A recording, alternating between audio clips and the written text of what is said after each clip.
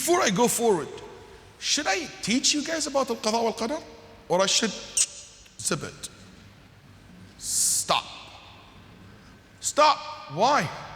The Prophet Muhammad ﷺ said, if the subject of al-qadar brought up, then withhold from speaking about it. Then withhold from speaking about it. Let's go home. We skip this chapter. Is that true? This hadith is authentic? Yes, it is sound. Acceptable.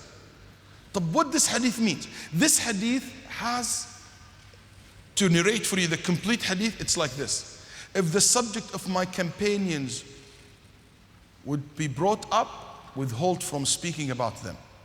If the subject of the stars brought up, withhold from speaking about it. If the subject of al-qadar brought up, withhold from speaking about it. Does that mean we're not allowed to study the life of the companions? Does that mean we're not allowed to study the space and know what is the direction and the qibla and the season and know and how to fly and to go to the space? Does that mean that? No. So as we say no, it doesn't mean that we don't study al-qadar, because al-qadar part of one of the pillars of iman. We need to have knowledge of it. So what this hadith means? This hadith means you're not allowed to study the concept of al-qadar in a wrong methodology. You're not allowed to study the stars to say, you know what, the stars control our life, control my future. You know what, you born in this day where the sun comes in that particular place with the moon in that particular position, so that means you're going to lose weight next week. Because that's your date of birth. I mean, that's nonsense. You know, that means the stars have influence on your personality. That's not allowed. That in Islam is not allowed.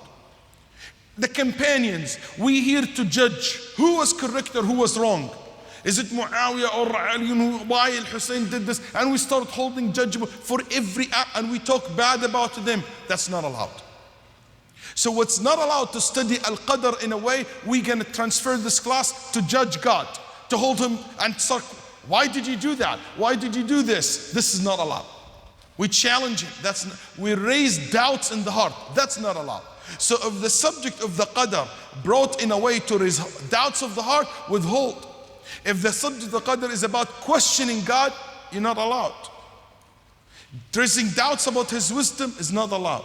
But if it's about learning about him, learning about this subject to increase our iman and faith, that's permissible. So let's continue our discussion.